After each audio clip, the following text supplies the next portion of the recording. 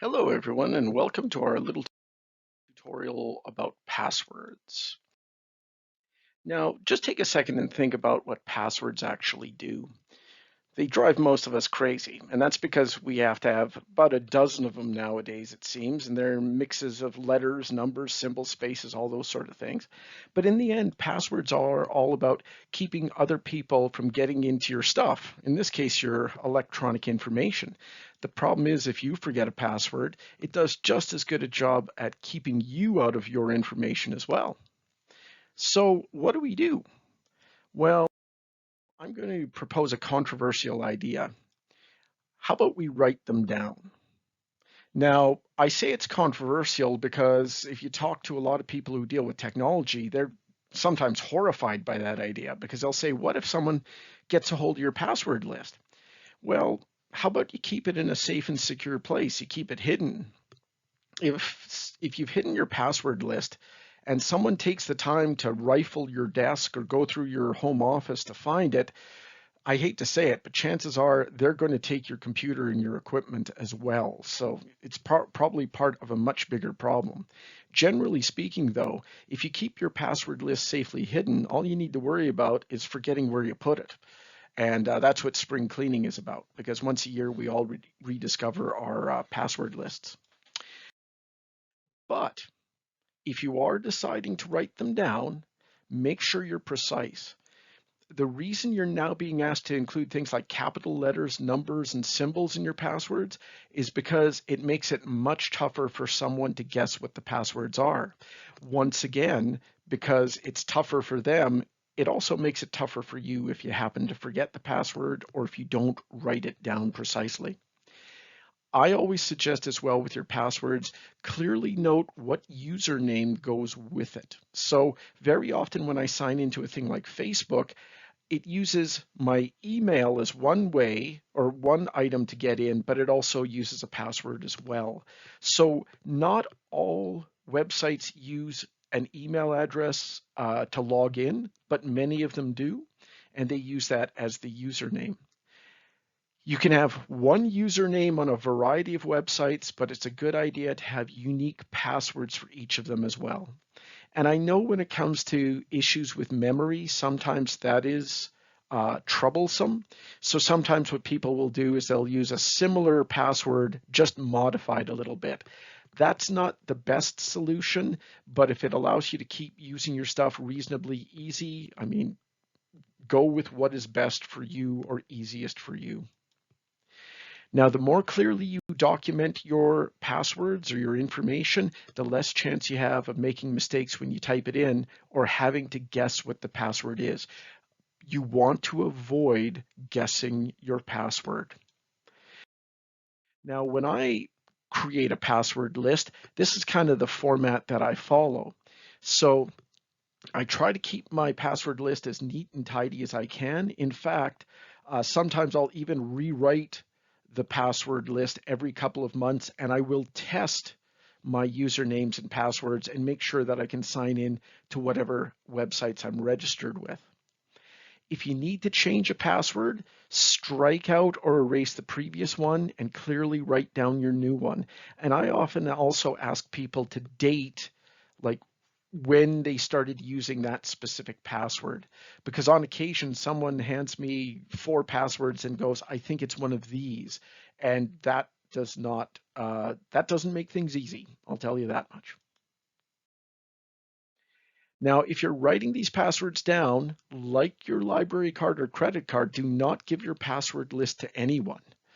If someone needs to have a password to assist you, try not to show them your entire password list and maybe even write down the specific username or password for them that they may have to use. Even if you trust the person who's assisting you, it's a good habit to reveal password details sparingly.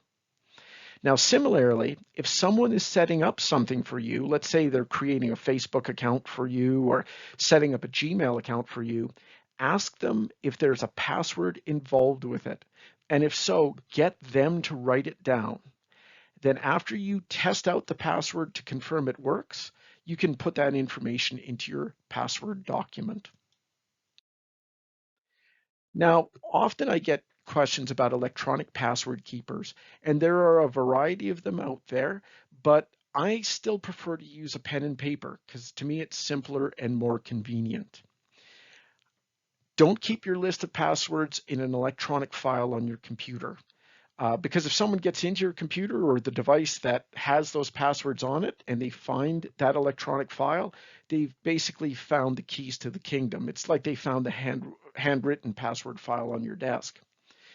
In fact, you're going to find that certain organizations, such as banks especially, prefer that you don't keep your passwords in a list on your computer or device. So I have a little sample here from CIBC.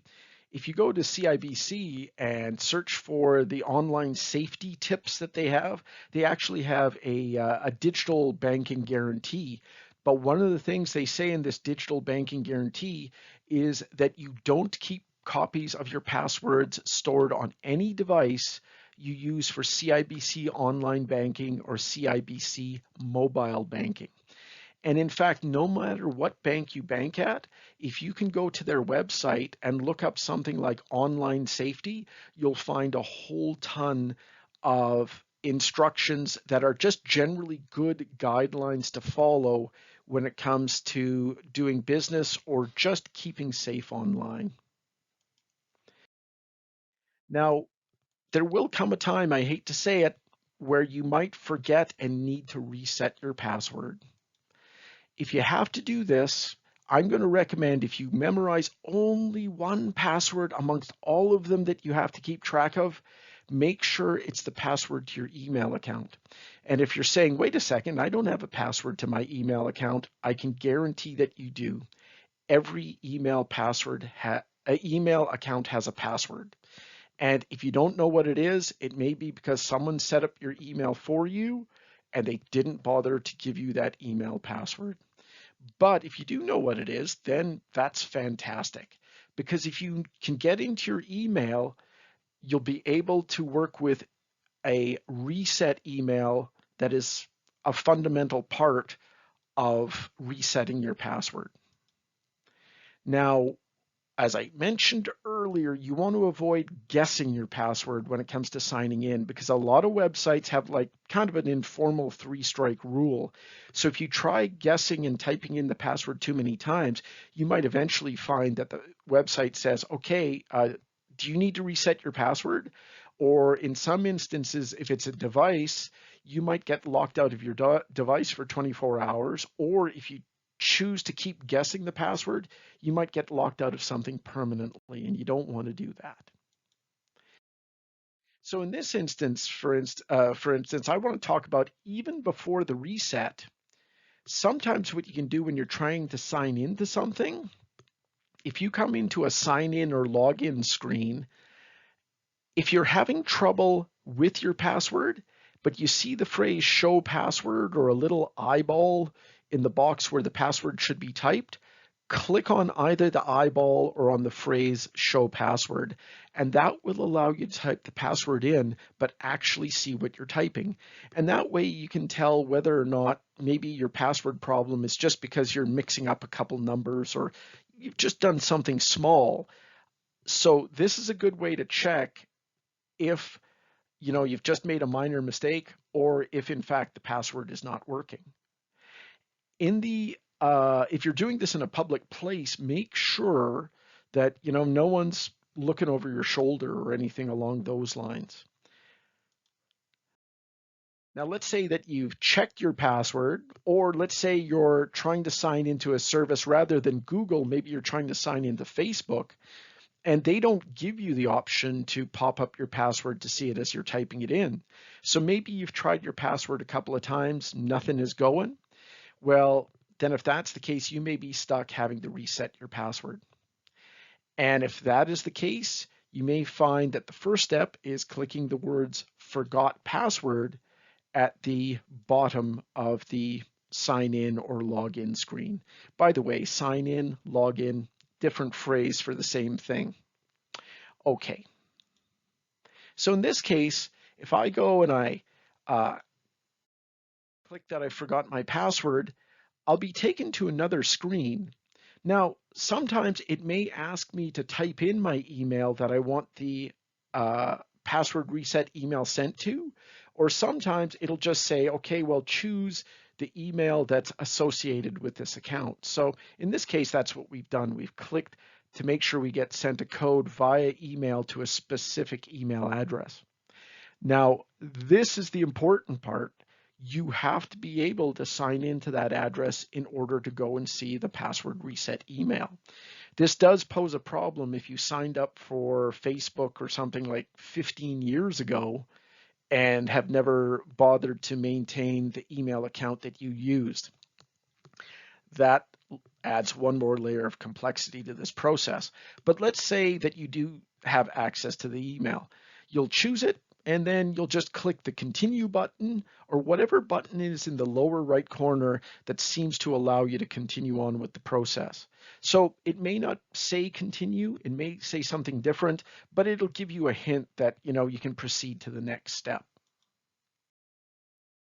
Now, once you have selected continue or you've moved to the next step, you may be asked to type in a security code. In this example, I would have to go into my email to go get the code and then type it into the little screen above. So I'd sign into my Gmail in this case, but what I'll encourage you to do is rather than just looking at the subject of the email and taking the verification number from it, actually click on the email to open it up. And if I have asked to have a verification code sent to me, I will wait a couple of minutes because that email may not get to me instantly. It may take a few minutes for that email to roll into my account. So be patient, don't rush things. If you go into your email and you see that it's not there, give it a couple of minutes. If you give it a few minutes and go back in and it's still not there, check your junk or spam folder in your email because that might be where the email ended up. However, when you do find the email, click on it to open it up fully. Because in the instance of Facebook, I could go and take that little verification number and go back to the previous screen and type it in, but there is a button at the bottom of the email that I can click on to directly change the password. And in a lot of password reset emails, there may be a button or link that you click on. You may not get a verification code, but you can click something on the email to continue on with the reset process. So if I click change password at this point, I'll be taken to a little screen which will allow me to choose a new password. Now the thing about these screens is there'll be a box I can click on, or click in I should say, that'll say new password, and I can type it in. On some verifications, it'll actually give you two boxes where you have to type in exactly the same password. And that's just so that the website realizes that you do know what your password is. It's asking you to confirm what you've typed in. Now, after you've typed in the password, write it down as we've suggested previously in this tutorial. Don't assume you're going to remember the password because you won't. That's why you're doing a password reset in the first place.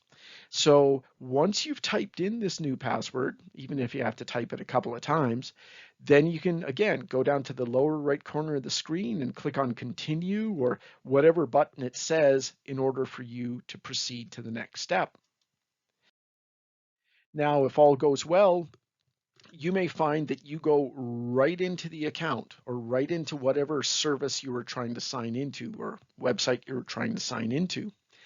In other instances, you may just be brought to a screen that says you can log in with your new password now.